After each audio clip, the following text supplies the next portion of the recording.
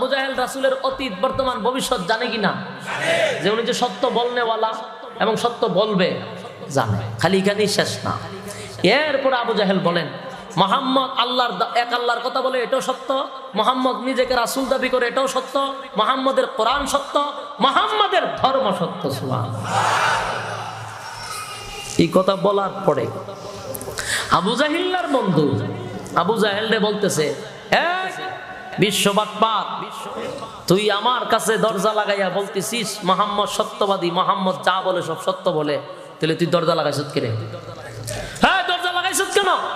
দরজা খুল, এবং যেই কথাগুলি আমার কাছে গোপনে বলছস সবটি কথা দরজা খুলে সবার সামনে বল।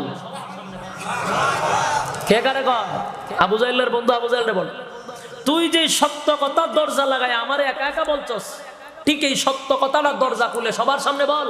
এই তো দ্বন্দ্ব শেষ, এই তো ঝগড়া শেষ, মারামারি শেষ, বাপে ছেলের ঝগড়া শেষ হয়ে যায়, চাচাবাতিদার ঝগড়া শেষ হয়ে যায়, গোষ্ঠীর মধ্যে গোষ্ঠীর ঝগড়া শেষ হয়ে যায়। ঠিক নেই? তাহলে তো বোঝা গেল দ্বন্দ্ব সব তুই লাগাই রাখছস। এখন আবু জাহেলের বন্ধুরে কয়, দোস্ত সবই সত্য আমি জানি, কিন্তু আমি যদি তোর কাছে যে সত্য কথা বলছি এই সত্য কথা যদি দরজা খুলে মানুষের সামনে পাবলিক পেজে বলি, তাহলে এই চেয়ার আর আমার কাছে থাকবে না, একক রাজত্ব সামনে করতে পারবো না। কারণ মুহাম্মাদের আইন এটা বড় মারাত্মক। মুহাম্মাদের আইন যদি মানা শুরু করি তাহলে বড় বড় বুথল আর খেতে পারবো না।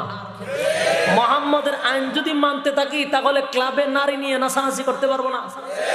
মুহাম্মাদের আইন যদি মানতে থাকি তাহলে সাধারণ মানুষকে ধোঁকা দিতে পারবো না, রডের বদলা বাঁশ ঢুকাইতে পারবো না, দুর্নীতি সাদাবাজি ঠান্ডারবাজি করতে পারবো না, রাতারাতি আঙ্গুল ফুল্লা কলা গাছ হতে পারবো না। যার জন্য আমি মুহাম্মাদের সব সত্য কথা ভিতরে রাখছি আর মুহাম্মাদের ব্যাপারে মিথ্যা অপবাদ মানুষের সামনে ছড়াইয়া দিচ্ছি। এতক্ষণের বক্তব্য আপনারা কি বুঝলেন? আবু জাহেল রাসূলের ব্যাপারে অস্পষ্ট না স্পষ্ট? এতক্ষণের বক্তব্য বুঝলেন রাসূলের ব্যাপারে সে একেবারে স্পষ্ট, কোনো ভিতরে কোনো ঝামেলা নাই, সব ক্লিয়ার। রাসূলের ব্যাপারে ধারণা ছিল, তা মানতো না কেন? চেয়ারের কারণে, নেতাগিরি কারণে। দুর্নীতি করতে পারবে না, আঙ্গুল ফুল্লা কলা গাছ হতে পারবে না। এই জন্য মুহাম্মাদের সত্য ধর্মকে মাটি দিতে চায়, তার বাটপারি এবং সিটারি মানুষের সামনে প্রকাশ করতে চায়। এখন হলো কোরআন যে সত্য সেটা জানতো,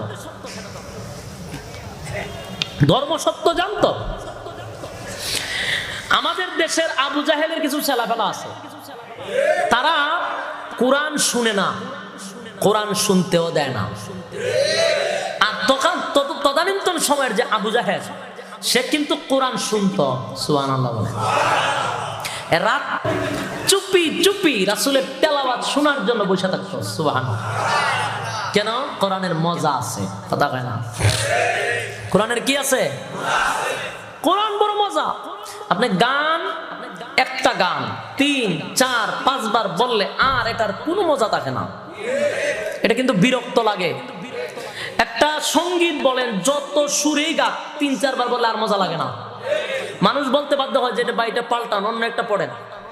কিন্তু আমি আপনাদের কাছে প্রশ্ন করি, কোরআন নাজিল হয়েছে 1400 বছর আগে, এখন পর্যন্ত মানুষ কোরআন পড়তেছে, এখনো মানুষ কোরআন শুনতেছে। বলুন কারো কাছে কোনোদিন বিরক্ত লাগছে? আপনারা যারা 5 ওয়াক্ত নামাজ পড়েন, একা নামাজ পড়লেও সূরা ফাতিহা প্রতিদিন পড়তে হয়, ইমামের পিছনে দাঁড়াইলেও শুনতে হয়। আপনারা এত শুনেন, এত পড়েন, কোনোদিন বিরক্ত লাগছে? অন্তর দিয়া বলেন বিরক্ত লাগছে না? কোনোদিন ইমাম সাহেব বলছেন হুজুর আজকে সূরা ফাতিহার পড়েন না, আমার মজা লাগে না? বলছে কেন? এটার মজা কমে না তো? যত পড়ে তত মজা। সুবহানাল্লাহ। এই গ্রামের ইমাম সাহেবের পড়া একরকম, আর শহরের মসজিদের ইমামের পড়া আরেক রকম। আর আরো উপরে যত যাইবেন, মানে যত ভালো মানের হাফেজ, যত ভালো মানের আলেম, যত কণ্ঠওয়ালা ভালো মানের হাফেজ হয়, পড়ার মজা তত বাড়তে থাকে। ঠিক না? আপনি আপনার গ্রামের মসজিদের তেলাওয়াত একরকম পাইবেন, খানায় কাবার ইমাম কারি আব্দুর রহমান সুদাইসের পড়া শুনলে কি একরকম হয় না আরো মজা? বুঝা যায় এখন নাজিল হইতেছে। সুবহানাল্লাহ।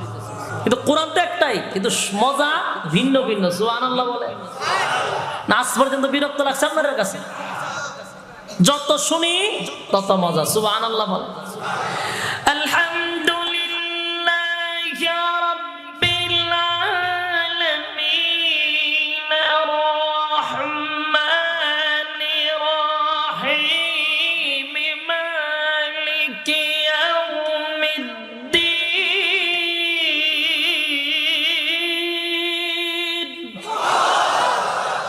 এই যে সূরা ফাতিহা আপনারা শুনতেছেন আর এখনো শুনছেন, আরো শুনবেন মরার আগ পর্যন্ত। বিরক্ত লাগছে? বিরক্ত লাগে না? এক এক সময় এক এক রকম পড়া হয়। এখন টান্না টান্না আমরা এক সময় একরকম ভাবে পড়ছি কারিয়ানা স্টাইলে, নামাজের সময় আরেক রকম পড়ে, কিন্তু কোন দিক দিয়ে আপনি কোরআনের মজা কমাইতে পারবেন না। যদি এটার অক্ষরগুলি মাখরাজগুলি যদি ঠিক থাকে, সহি শুদ্ধ যদি হয়, তাহলেই মজা। আর যদি সহি না হয় তাহলে সব শেষ, নামাজও শেষ। কথা হয় না? আলহামদুলিল্লাহি রাব্বিল আলামিন আর-রাহমানির রাহিম মালিকি ইয়াউমিদ্দিন ইয়্যাকা না'বুদু ওয়া ইয়্যাকা নাস্তাঈন ইহদিনাস সিরাতাল মুস্তাকিম সিরাতাল লাযীনা আন'আমতা আলাইহিম গায়রিল মাগদুবি আলাইহিম ওয়ালাদ-দাল্লিন।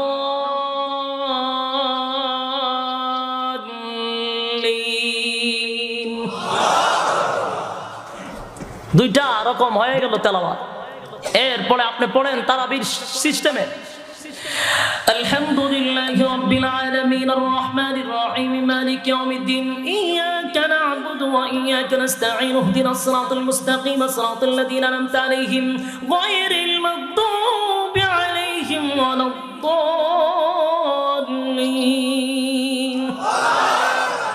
আপনি এই কোরআন ব্যতীত আপনি গান, গজল, সঙ্গীত তিন রকম ভাবে গায়ে আমার শোনান। গান আপনি তিন রকম ভাবে, যদি তিন রকম ভাবে একটা গান গাইতে পারে আমি আপনাকে পুরস্কার দিব। তবে আপনি রেডি রাখতে হবে, রাস্তার দৌড় দিবেন, নাহলে মানুষ ভিড়াইতে পারে। কথা হয় না?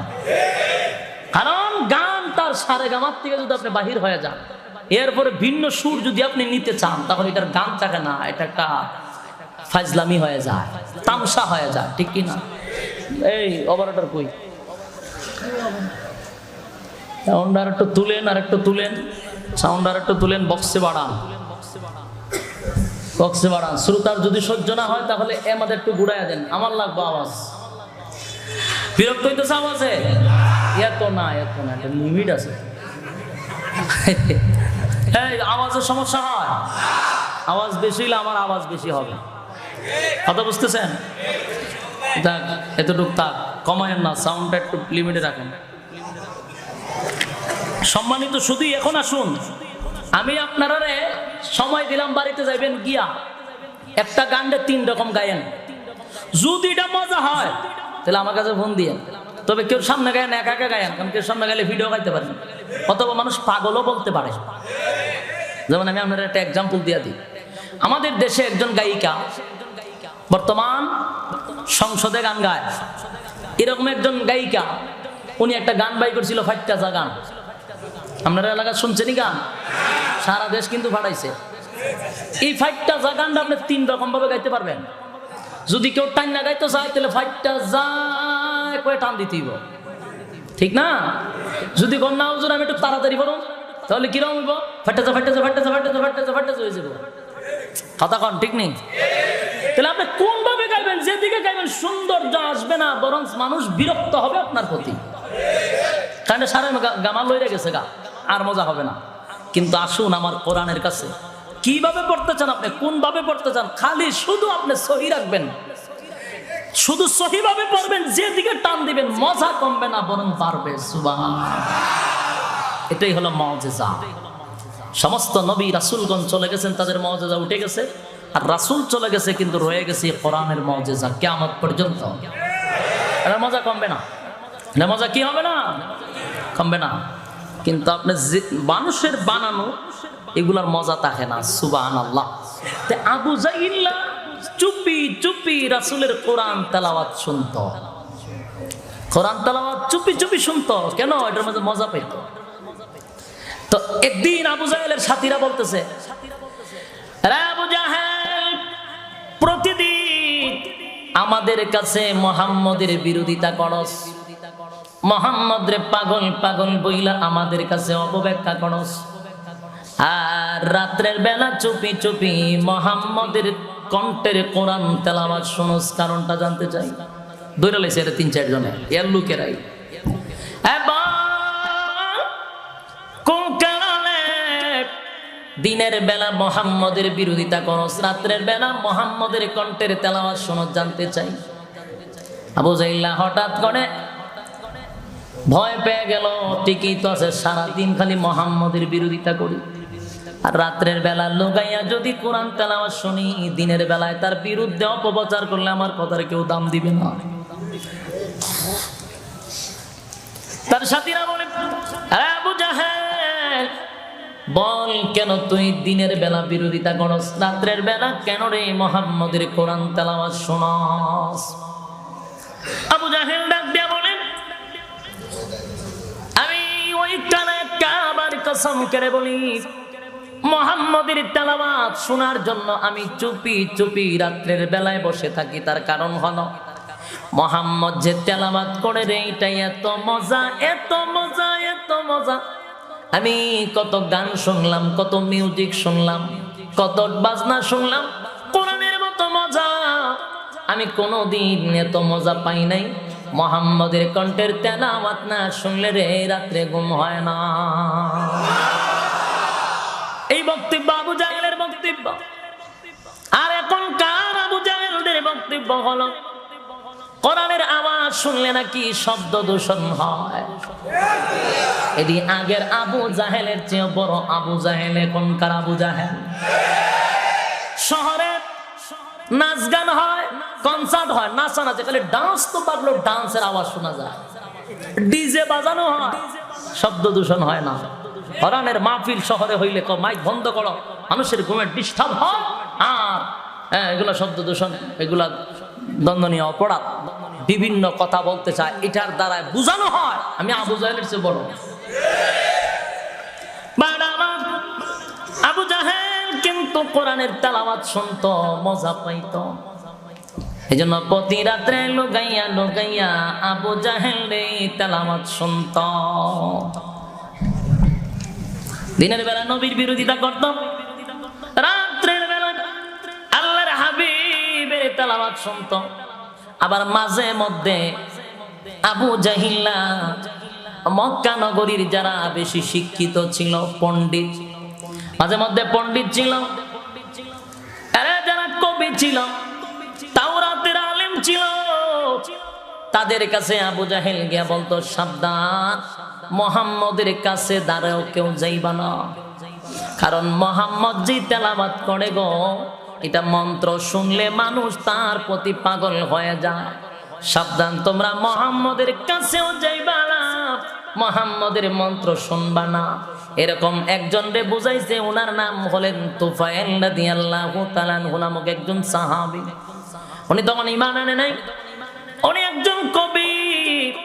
ওনারে বোঝাইছেন, সাবধান তুফাইল, তুমি একজন শিক্ষিত, তোমারে আমরা বড় মহব্বত করি, তুমি মুহাম্মদের দলে যদি চলে যাও তাহলে আমাদের নিচে পায়ের নিচে মাটি থাকবে না।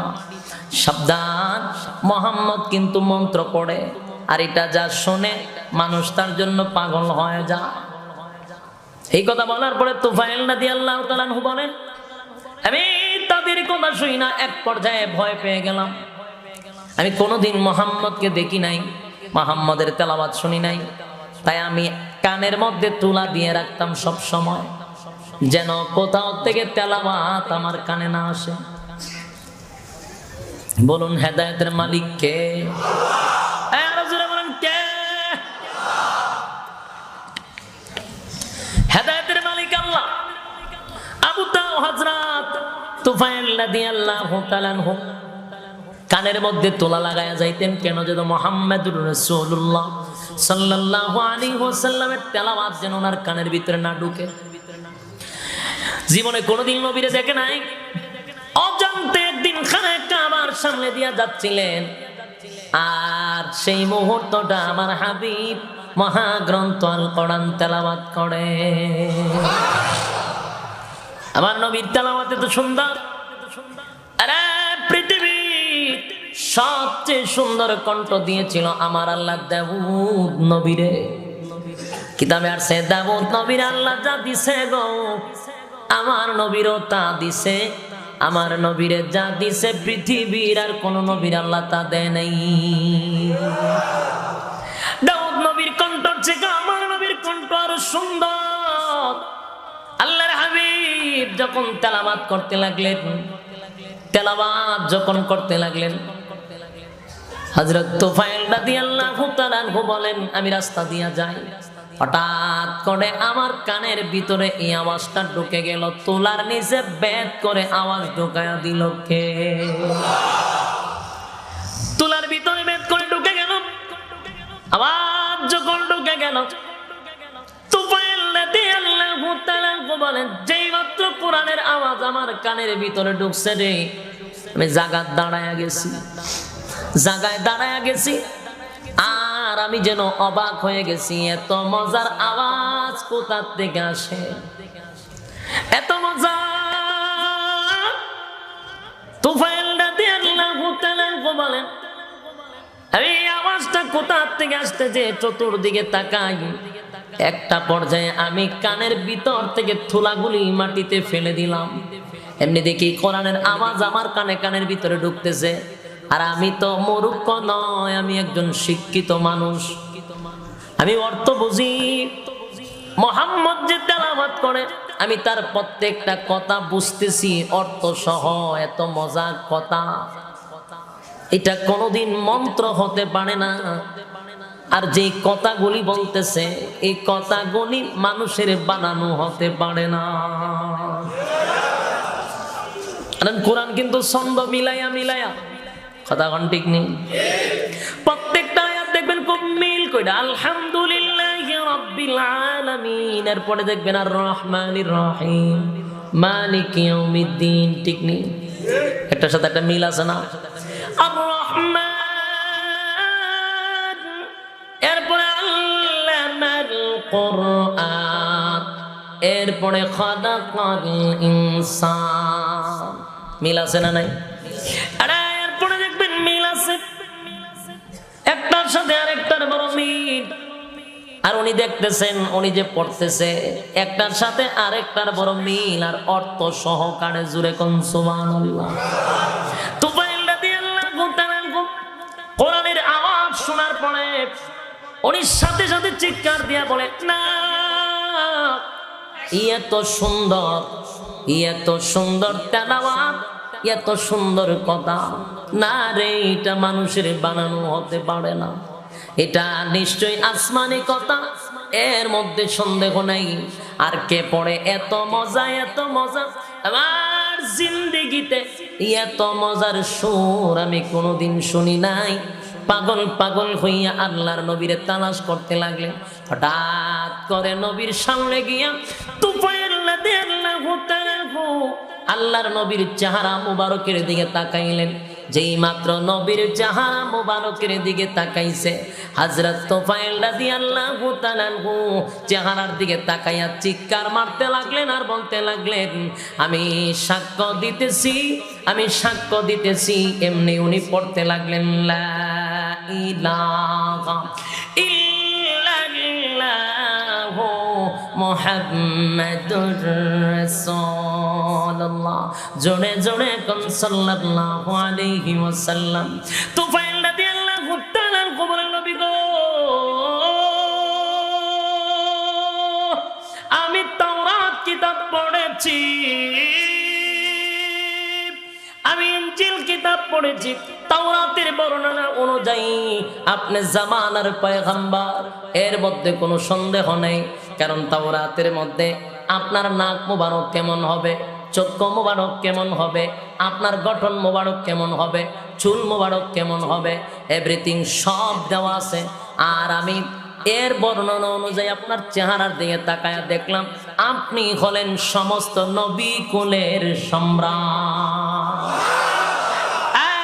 সেকেন্ড দেরি করতে চাই না, পড়ে দেন লা ইলাহা ইল্লাল্লাহু মুহাম্মাদুর রাসূলুল্লাহ। জোরে জোরে এখন সাল্লাল্লাহু আলাইহি ওয়াসাল্লাম। কালিমা পড়া সাথে সাথে উনি ঈমান আনলেন, কালিমা পড়ে উনি মুসলমান হয়ে গেলেন। ওইদিকে সংবাদ চলে গেল আবু জাহিল্লার কাছে। আবু জাহিল্লা পাগল পাগল হয়ে গেল। হায় রে, আমি না বুঝাইলাম মন্ত্রণা শোনার জন্য, শুনলো তো পাগল হয়ে গেল। তো ফাইল রাদিয়াল্লাহু তাআলা বলেন, আবু জাহিল্লা রে, এটা মন্ত্র না, এটা আল্লাহর কালাম। যুবক ভাই, আবু জাহেল চতুর্দিকে আল্লাহর হাবিবের বিরুদ্ধে অপপ্রচার শুরু করে দিল। যেহেতু তার বড় বড় নেতাগুলি, ভালো ভালো লোকগুলি রাসূলের কাছে গিয়া কালেমা পড়া মুসলমান হইতে লাগলো। একটা পর্যায়ে মানুষগুলি আল্লাহর হাবিবের চেহারা মুবারক দেখে কালেমা পড়ে। আর আবু জাহেল সবার কাছে রাসূলের বিরুদ্ধে অপপ্রচার করে। সাথে ছিল আর রাসূলের আপন চাচা আবু লাহাব, সেও রাসূলের বিরুদ্ধে কথা বলে। নবীরে অসুস্থ বানাইছে, নবী নাকি পাগল, নবীরে অসুস্থ বানাইছে, নবী নাকি পাগল, নবীর কথা নাকি কেউ শুনবে না, এরকম মিথ্যা অপবাদ দিয়ে মানুষের ভিতরে একটা আতঙ্ক সৃষ্টি করেছে। একটা পর্যায়ে দেখা যায় প্রতিদিন আমার নবীর বিরুদ্ধে অপপ্রচার করে, নবী পাগল পাগল পাগল বলে অপপ্রচার করে। আরে চতুর্দিকে মানুষগুলি বলতে লাগলো, আরে পাগল যদি হয় তাহলে এই পাগলটারে একটা নজর দেখার দরকার আছে। সুবহানাল্লাহ। চতুর্দিকে গ্রামে গঞ্জে পাগল বইলা স্লোগান দেয়। মানুষ শুনতে শুনতে পাগল দেখার জন্য এক সময় খানায় কাবার সামনে এসে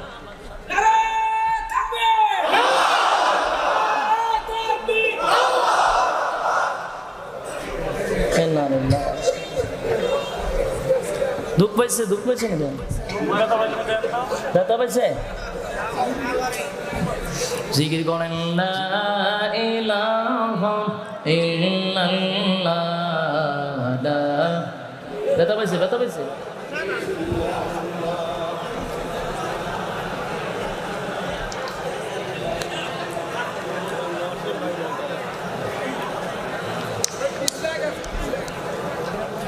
লা ইলাহা ইল্লাল্লাহ,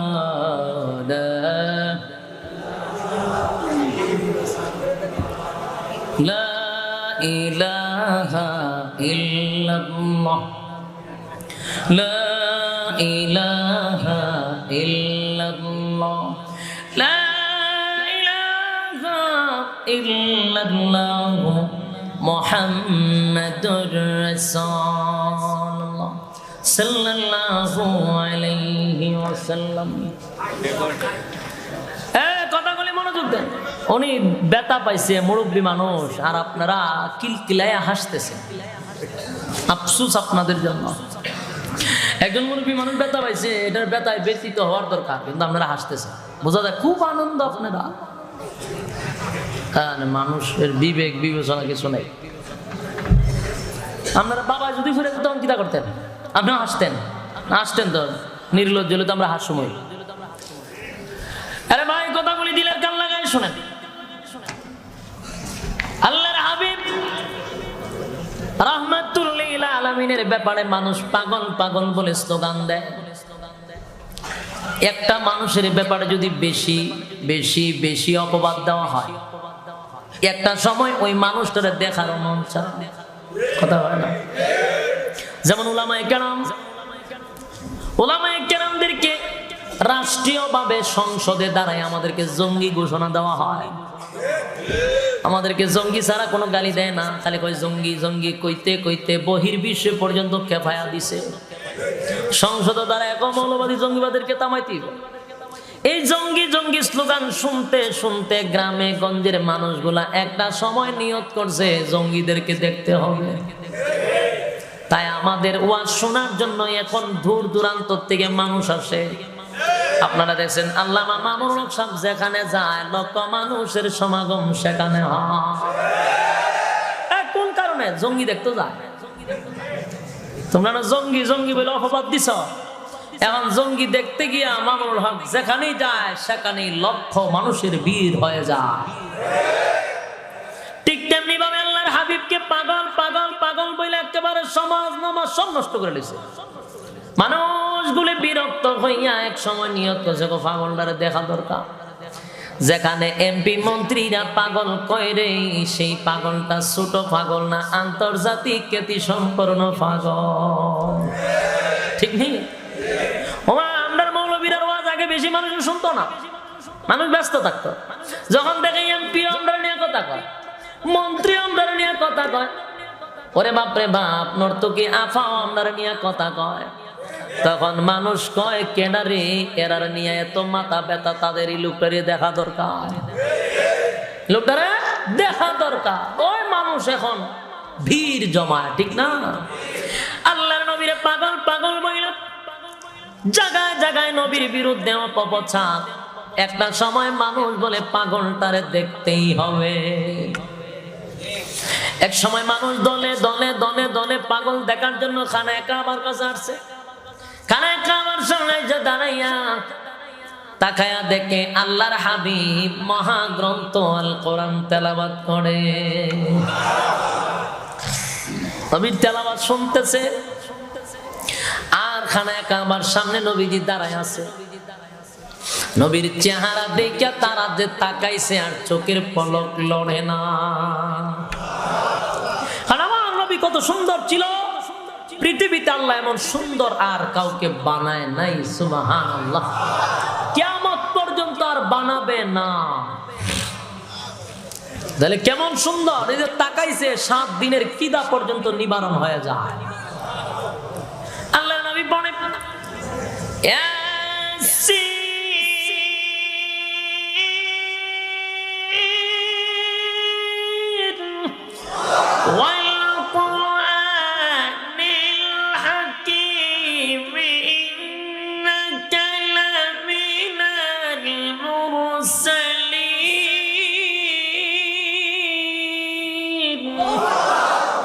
যেমন তার কণ্ঠ এমন তার চেহারা, তাকাইয়া মানুষ যে তাকাইছিল, খানা যে বেড়ে নাই কত ভুলে গেছে।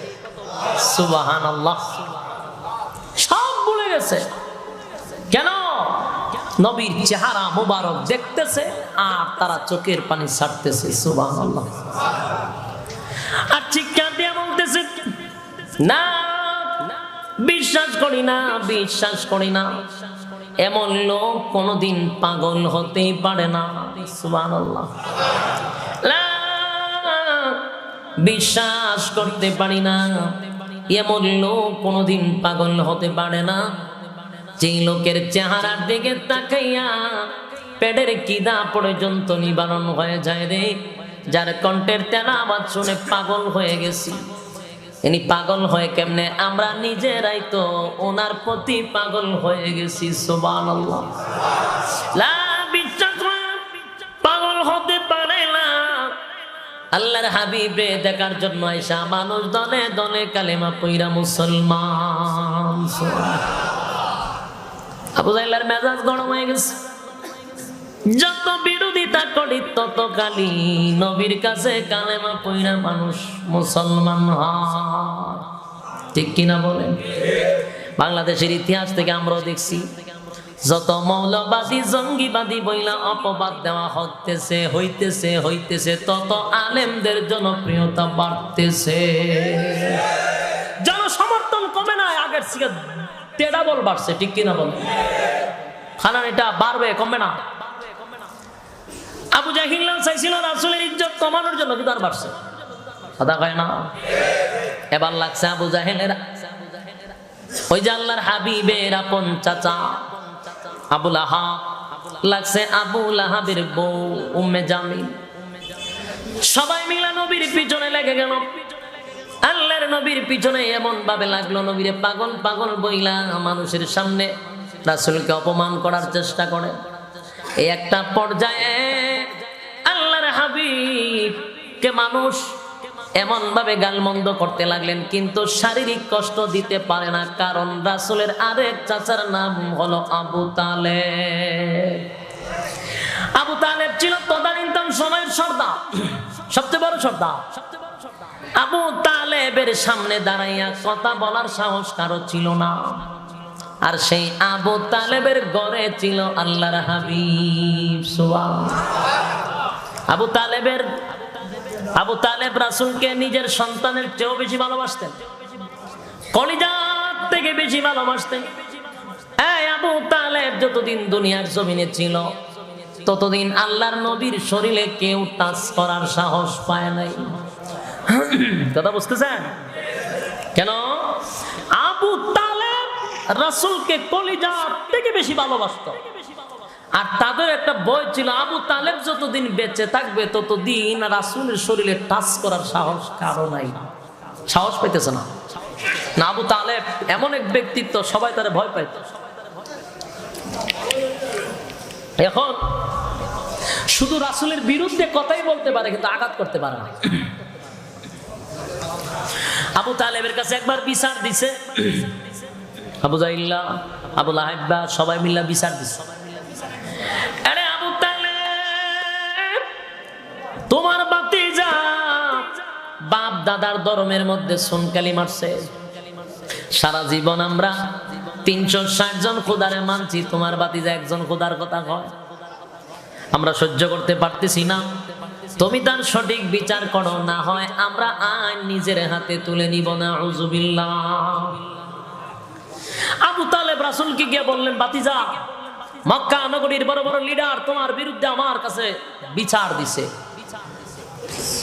তুমি বাপ দাদার ধর্ম বাদ দিয়া তুমি তোমার ধর্ম পালন করতেছো। ভাতিজা, আমি এখানে বাধা দিব না, তবে তুমি তোমার মতো চলো, তারা তারার মতো চলো, তাই তো হয়।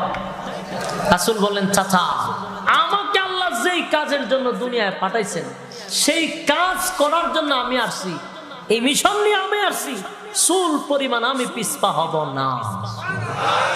এতে আপনি চাচা যদি আমার সাথে থাকেন, থাকলে থাকতে পারে, না থাকলেও অসুবিধা নাই, কিন্তু আমার কাজ বাদ দিব না। এক হাতে যদি আমাকে সূর্য দেওয়া হয় আর এক হাতে যদি চন্দ্র দেওয়া হয় তাও না। আবু তালেব বললেন, ভাতিজা, তুমি যদি তোমার কাজে এত অটল থাকো তাহলে আমিও ওয়াদা দিলাম, তুমি তোমার কাজ চালিয়ে যাও। কেউ যদি তোমার কাজে বাধা দিতে আসে তাহলে আমার তরবারি দিয়ে তারা আগে ফয়সালা করব। এই বক্তব্যটা কার? জোরে বলেন। আবু তালেব বলেন, ভাতিজা, তার কারণ হলো আমি তোমারে কলিজার থেকেও বেশি ভালোবাসি, আমি তোমারে আমার জানের চেয়েও বেশি ভালোবাসি। এই কথাটা কার? আবু তালেবের। আর আল্লাহর নবী বলেন, লা ইউমিনু আহাদুকুম হাত্তা আকুনা আহাব্বা ইলাইহি মিন ওয়ালিদিহি ওয়া ওয়ালাদিহি আজমাইন। আল্লাহ নবী বলেন, তোমরা ততক্ষণ না পর্যন্ত মুমিন দাবি করবা না যতক্ষণ না পর্যন্ত আমি নবীকে তোমার মা বাবা দাদা দাদি নানা নানি এমনকি তোমার স্ত্রী পুত্র এমন তোমার নিজের জানের চেয়েও বেশি ভালো না বাসতে পারবা, ততক্ষণ মুমিন দাবি করবা না। তাহলে রাসূলকে ভালোবাসার কথা কতটুকু বলছে? জানের চেয়েও বেশি। আর আবু তালেব কি বললেন? ভাতিজা, তোমাকে আমি আমার জানের চেয়েও বেশি মহব্বত করি। তাহলে কথায় মিলছে নি? কথা হয় না। রাসূলের কথা আর আবু তালেবের কথা মিলছে নি? মিলার পরে আবু তালেব কই আছে? জাহান্নামে। মিলার পরে আবু তালেব কই আছে? জাহান্নামে। মজার বিষয় হলো কেন? রাসূলকে কলিজার থেকে বেশি ভালোবাসে। রাসূলের বিরুদ্ধে কেউ কথা বললে তরবারি নিয়ে যায় আবু তালেব। ৪৫ বছরের উপরে রাসূলকে লালন পালন করছেন আবু তালেব। আল্লাহর রাসূলকে নিজের সন্তানের মুখে আগে খাবার দেয় নাই, আল্লাহর রাসূলের মুখে খাবার দিছে। এত ভালোবাসা, এত মহব্বত, তারপরেও আবু তালেব জাহান্নামে গেছে। কোন কারণে? যুবক ভাই, ভালোবাসার মহব্বত দিয়েই জান্নাত পাওয়া যায় না। শুধু ভালোবাসার মহব্বত দিয়ে কি করা যায় না? জান্নাত পাওয়া যায় না। আরো কিছু কাজ আছে, আরো কিছু কাজ আছে। আবু তালেব আল্লাহর হাবিবের একেবারে মহব্বতের চাচা। কতটুক মহব্বতের চাচা? ৪৫ বছরের উপরে আমার রাসূলকে লালন পালন করছে। নিজে না খাই আমার রাসূলকে খাবার খাওয়াইছে রে। এত মহব্বত আর এত ভালোবাসা আবু তালেবের রাসূলের প্রতি। সেই আবু তালেব রে আল্লাহর হাবিব বারবার কালেমা দাওয়াত নিয়ে যায়।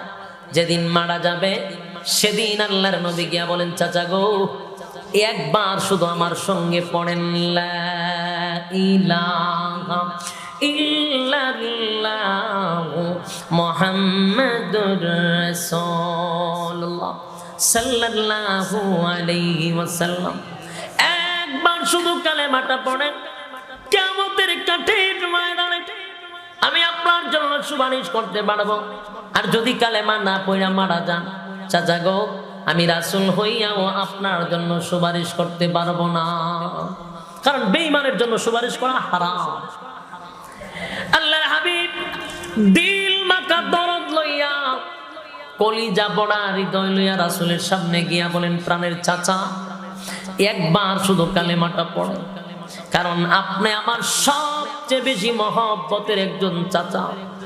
এই পৃথিবীতে আসার পরে আমার বাবার আদর আমি কোনোদিন পাই নাই। আবার প্রাণের চাচা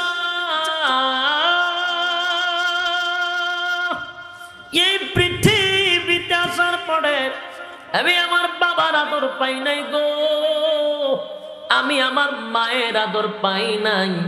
বাবা তো চলে গেল 6 মাস আগে। দুনিয়াতে আসার পরে মারও দেখলাম না, পাঠায়া দিল তায়েফে হালেমাতুস সাদিয়ার কাছে। 2 বছর দুধ পান করলাম, আবার নিয়ে আসলো মক্কায় আমার মা, আবার পাঠায়া দিল আমার তায়েফে। 4টি বছর আমি মক্কায় ছিলাম, আমার কলিজার টুকরা মার চেহারা দেখতে পারলাম না। শেষ বেশ 2 বছর আমার মায়ের কাছে ছিলাম। আল্লাহর হাবিবের বয়স যখন 6টি বছর হয়ে গেল, রাসূল মাঝে মধ্যে একটি খেলার মাঠে দাঁড়িয়ে থাকতেন, দাঁড়ায়া দাঁড়ায়া খেলাধুলা দেখতেন। ছোট বাচ্চারা খেলতো দেখতেন, নিজে খেলতেন না। কিন্তু একদিন রাসূল ঘরে আসলেন না। আম্মা জান আমেনা আমার নবীরে তালাশ করতে করতে ওই মাঠের কোনায় গিয়া দেখে আল্লাহর হাবিব সন্ধ্যা হয়ে গেছে, সূর্য লাল হয়ে গেছে। নবীজি আমার চোখের পানি ছেড়ে ছেড়ে কান্দে। আমেনা বললেন, বাবারে চতুর্দিকে তোমারে তালাশ করি, কোথাও তোমারে পাই না, এখানে চোখের পানিগুলো ছেড়ে দিয়া তুমি কেন কান্দো? আল্লাহর হাবিব বলেন, মা গো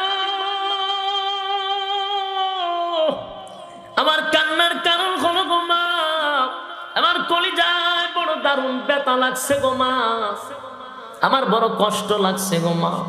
আমি এখানে দাঁড়াইয়া দাঁড়াইয়া খেলা দেখি, প্রতিদিন দাঁড়াইয়া থাকি।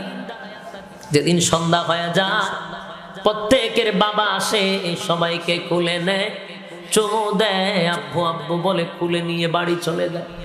আমি তাকায় থাকি, আমার বাবা আসে না, আমার আব্বু বলে ডাক দেয় না, আমারে কুলে নেয় না।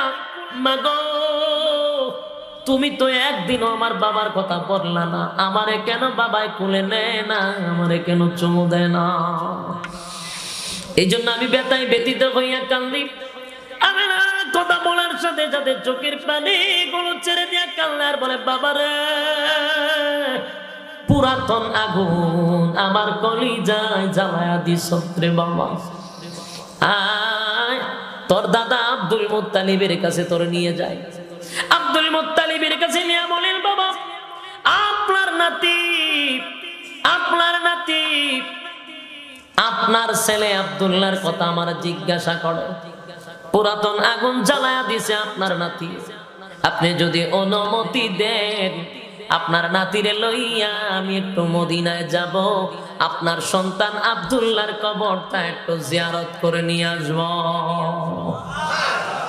আব্দুল মুত্তালিব কান্দে আর বলে, আমি না অনুমতি দিলাম, দাসী উম্মে আইমানদের সাথে লইয়া যাও। আরো 2 জন লোক দিয়া দিলেন, কাফেলা লইয়া চলে গেলেন মদিনায়। মদিনায় আব্দুল্লাহর কবর জিয়ারত করে আল্লাহর নবীকে দাঁড় করে বললেন, বাবা রে এখানে তোর বাবা শায়িত, এটাই হলো তোর বাবা আব্দুল্লাহর কবর। আল্লাহর নবী কবরের সামনে দাঁড়াইয়া নবী কাঁদতে লাগলেন আর বললেন, বাবা গো এখানে তুমি শুয়ে আছো, খেলার মাঠে আমার কোলে নিলা না। 6 বছরের শিশু নবী আমার কান্দে। কবর জিয়ারত শেষ হওয়ার পরে আল্লাহর হাবিবকে কোলে লইয়া আমেনা আবার মক্কার দিকে রওনা দিলেন। কিন্তু আল্লাহর কুদরত বোঝা বড় দায়, 8 কিলোমিটার পর্যন্ত আসতে পারলো না। আমেনার শরীরে প্রচন্ড তাপ উঠে গেছে, প্রচন্ড তাপ। এই আমেনার শরীরে প্রচন্ড জ্বর। আমেনা তরতর করে কাঁপতে লাগলো। সাথে সাথে কামু টাঙ্গাইয়া সেখানে রাত থাকলেন। একদিন হয়ে গেল জ্বর কমে না, দ্বিতীয় দিন হয়ে গেল জ্বর কমে না। এরকম অবস্থায় আমেনা দেখলো 2 দিন হয়ে গেছে জ্বর তো কমে না রে, 3 দিন হয়ে গেছে জ্বর তো কমে না। এবার আমেনা বুঝতে আর বাকি নাই, আমার সন্তান কলিজার টুকরা মোহাম্মদ বাবার কবর জিয়ারত করতে আইসা আমার কবরটাও বুঝি জিয়ারত করে যাবে। আমেনা চোখের পানি ছেড়ে দিয়া কান্দের বলে, দাসী দে আমার মোহাম্মদ রে আমার কুলে দে।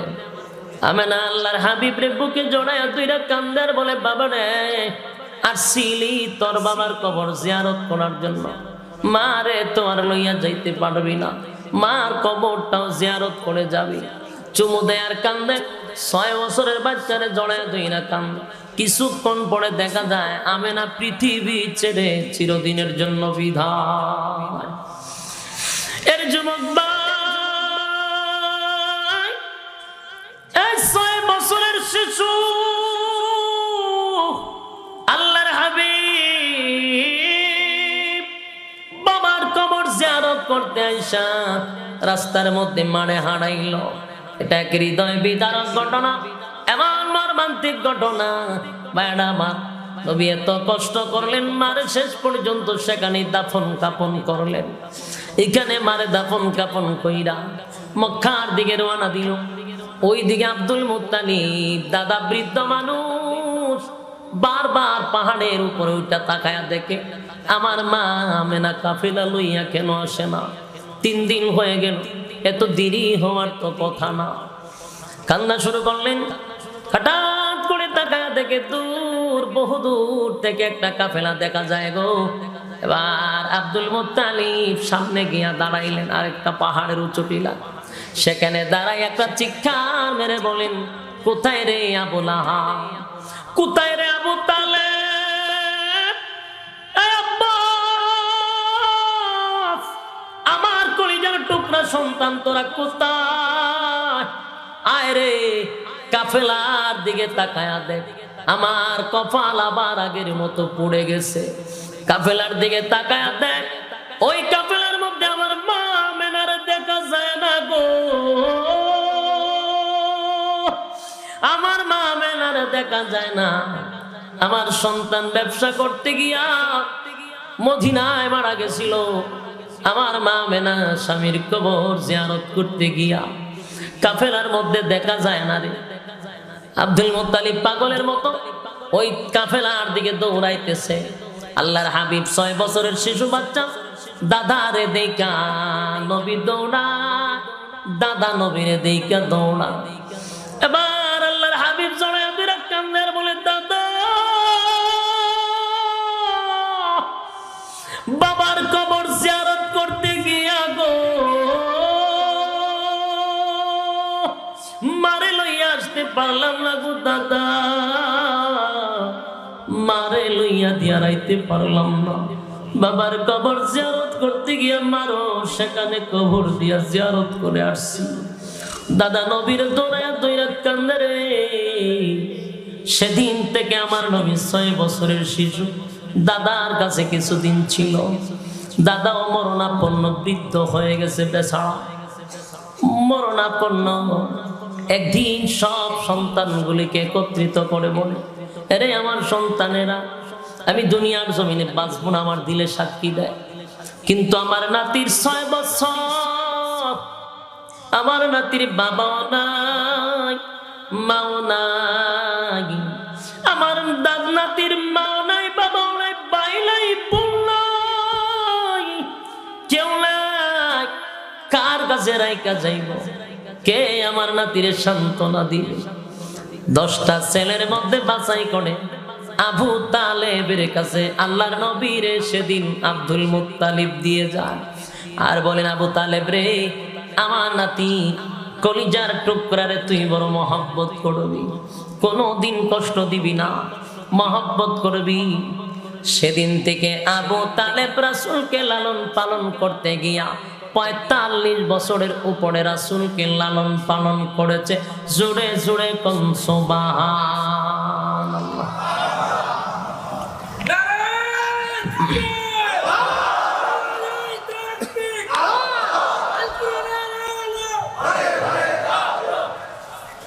কয় বছর?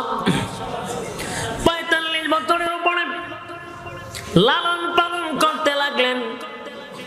সেই আবু তালেব কতটুকু মহব্বতের চাচা, কলিজার টুকরা চাচা, যেদিন দুনিয়ার থেকে বিদায় হয়ে যাবে মরণাপন্ন, আল্লাহর নবী দরদ লইয়া কালেমার দাওয়াতটা লইয়া গেছে। আগে প্রাণের চাচা, মা নাই বাবা নাই, আপনি আমারে মহব্বত করছেন গো, কিন্তু সেই মহব্বত আমি বলতে পারবো না, কলিজা দিয়ে আমারে ভালোবাসছে। আজকে আপনার কাছে আমার একটা আবদার, ও প্রাণের চাচা, একবার শুধু আপনি আমার কানে কানে শোনায়া দেন, লা ইলাহা ইল্লাল্লাহু মুহাম্মাদুর রাসূলুল্লাহ। একবার শুধু কালেমাটা আমার কানে কানে শোনায়া দেন। কেউ শোনা লাগবে না, খালি আমি শুনলেই হবে। ওয়াদা দিলাম, কিয়ামতের কঠিন ময়দানে আপনি চাচাকে না লইয়া আমি নবী জান্নাতে যাব না। আরে যুবক ভাই, কি বুঝলে? কত বড় কপাল ছিল আবু তালেবের, কত বড় কপাল। আল্লাহর নবী যেখানে বলেন আমি আপনারে না লইয়া জান্নাতে যাব না, এত বড় একটা চান্স আবু লাহাব রে, আবু তালেব রে আল্লাহর নবী দিছে। আমার প্রাণের চাচা, একবার শুধু কালেমাটা পড়েন, আমি লইয়া আপনার জান্নাতে যাব, এর থেকে বড় চান্স আর হতে পারে? কত বড় কপাল! এত বড় কথা বলার পরে আবু তালেব ডাক দিয়া বলেন, বাতিজা রে, আমার কাছে তোমার ব্যাপারে নতুন কইরা গো কোনো ওয়াজ করা লাগবে না, কারণ আমার চেয়ে বেশি তোমারে কেউ চিনে না, আমার থেকে বেশি তোমারে কেউ জানে না। এই মক্কা নগরীতে আমি আমার সন্তানের চেয়েও বেশি তোমারে ভালোবাসি, ছোট থেকে তোমার এই পর্যন্ত আমি চিনি।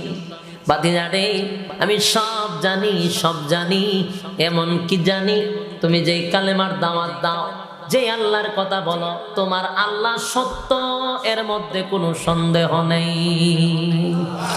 সুবহানাল্লাহ বলেন। আবু তালেব আল্লাহ যে এক জানেনি, কথা কয় না জানেনি? আরে আবু তালেব জানেন। আবার বলেন, বাতিজা, তোমার আল্লাহ এক আমি জানি, কানি শেষ না, তুমি সমস্ত নবী কুলের সম্রাট, খাতামুন নবিয়্যিন নবী মুহাম্মদুর রাসূলুল্লাহ সাল্লাল্লাহু আলাইহি ওয়াসাল্লাম, তুমি যে আল্লাহর একজন পয়গম্বর, সেটা আমি চাচা জানি। আরে যুবক ভাই, এখানেই শেষ নয়। আবু তালেব তারপরে বলেন, এখানেও শেষ নয়, আমি আরো জানি, আরো জানি। আরো কি জানি জানেন? আবু তালেব বলেন, বাতিজা রে, আরো জানি, তুমি যে কোরআন পড়ো, যে কোরআনের কথা বলো, সেটা যে আল্লাহর কালাম, আমি সেটাও জানি। সব জানে।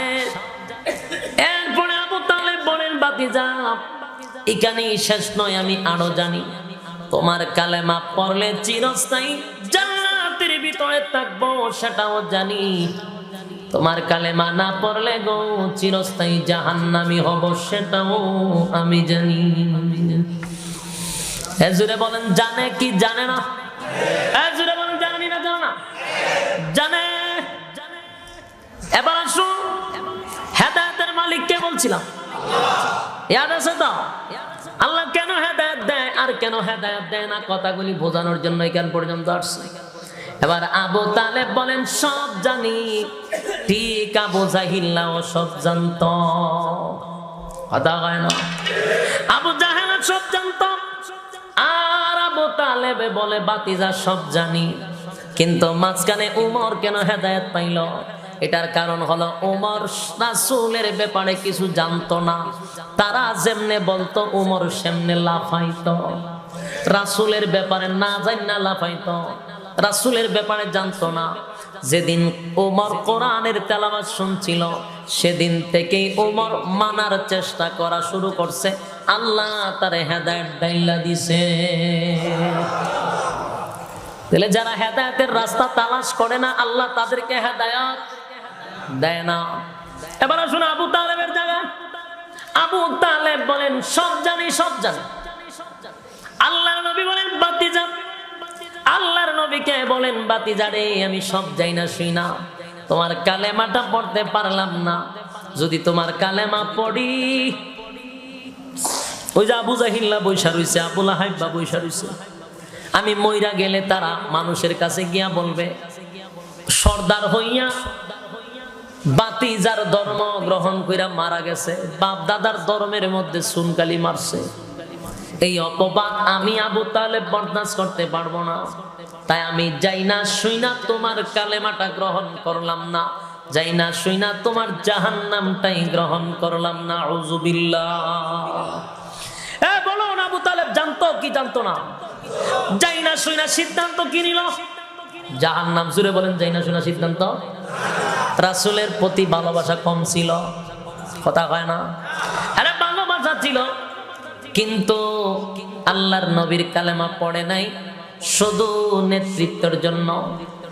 এবার এই কথাটা শোনার পরে আল্লাহর হাবিবের চোখ দিয়া পানি পড়া শুরু হয়ে গেছে। কারণ নবীর সবচেয়ে মহব্বতের চাচা হলেন আবু তালেব, যিনি বাবার মতো মহব্বত করছে। মুখে তুইলা নবীরে খাওয়াইছে, নবীরে জড়ায়া দইরা ঘুমাইছে। এত মহব্বতের চাচা চিরস্থায়ী জাহান্নামী হবে, আমার নবীটা বরদাস্ত করতে পারতেছে না, সহ্য করতে পারতেছে না। চোখ দিয়া নবী পানি ছেড়ে দিয়েছে। ঠিক আমার আল্লাহ এই মুহূর্তে আমার তেলাওয়াতকৃত আয়াত, যেই আয়াত আমি আপনাদের সামনে পড়েছিলাম, ঠিক এই মুহূর্তে এই আয়াতটা নাজিল করে আমার নবীর উদ্দেশ্যে বলেন, ইন্নাকা লা তাহদি মান আহবাবতা ওয়ালাকিন্নাল্লাহা ইয়াহদি মান ইয়াশা ওয়া হুয়া আ'লামু বিল মুহতাদিন। রাব্বি কারীম এই আয়াত নাজিল করে আমার নবীর ডাক দিয়া বলেন, নবী গো, আবু তালেব আপনার কলিজার টুকরা চাচা, আপনার মহব্বতের চাচা, আপনার মহব্বতের চাচা হতে পারে, কিন্তু নবী গো আমি আল্লাহ আপনার হাতে হেদায়েতের চাবি দেই নাই। বলেন ঠিক কিনা? হেদায়েতের মালিক কে? আল্লাহ ডাক দিয়ে বলেন, আমি আপনার হেদায়েতের মালিক বানাইলাম, আপনি আপনার মহব্বতের চাচা হতে পারে, তাই বলে আপনি চাইলেই চাচারে হেদায়েত দিতে পারবেন না। আপনার দায়িত্ব হলো হেদায়েতের রাস্তা দেখায়া দেওয়া। নবীদের কাজ কি? হেদায়েতের রাস্তা দেখায়া দেওয়া। আলেমদের কাজ হলো হেদায়েতের রাস্তা দেখায়া দেওয়া। আপনার কাজ হলো মানা, আর আল্লাহর কাজ হলো কারে হেদায়েত দিবে কারে দিবে না সেই সিদ্ধান্ত কার? আল্লাহ বলেন, নবী গো আপনি আবু তালেবের হেদায়েতের রাস্তা দেখায়া দিলেন, ওয়াজ করলেন, এখন বাকি কাজটা হলো আমার। আমি তারে হেদায়েত দিব কি দিব না, এটা আমি আল্লাহর একক সিদ্ধান্ত। আমি আপনাকে হেদায়েত দেওয়ার জন্য পাঠাই নাই, আমি আপনারে পাঠাইছি হেদায়েতের রাস্তা দেখায়া দেওয়ার জন্য। আমি আপনাদের শুরুতেই বলছিলাম হেদায়েতের মালিক হলেন আল্লাহ। আল্লাহ যারা হেদায়েত দেয় তাম পৃথিবীর মানুষ তারে গুমরাহ করতে পারে না। আর আল্লাহ যদি কাউরে হেদায়েত না দেয়, নবীরা কানলেও কাম হয় না। বলছিলাম কথা হয় না? নবী কানছেনি? হেদায়েত দিছে কেন? মালিক আল্লাহ, সিদ্ধান্ত তার। সম্মানিত সুধী, কারা কারা হেদায়েতের রাস্তা পাইতে চান হাত তুলেন। সবাই কি চান? সবাই চান? এটা কে অন্তর থেকে কইছেন? পরীক্ষা হইতো নি? এই হেদায়েত যারা চান তারা হাতটা তুলে রাখেন, লামায়েন না। এই মজমাটাই হলো হেদায়েতের রাস্তা। আর আপনি যদি হেদায়েত চান, আল্লাহ আপনাকে হেদায়েত দিবে। তবে হেদায়েত চাওয়ার জন্য একটা শর্ত আছে, মানবেন নি? মানবেন? আমি মাত্র 30 জনকে পরীক্ষায় নিব, মাত্র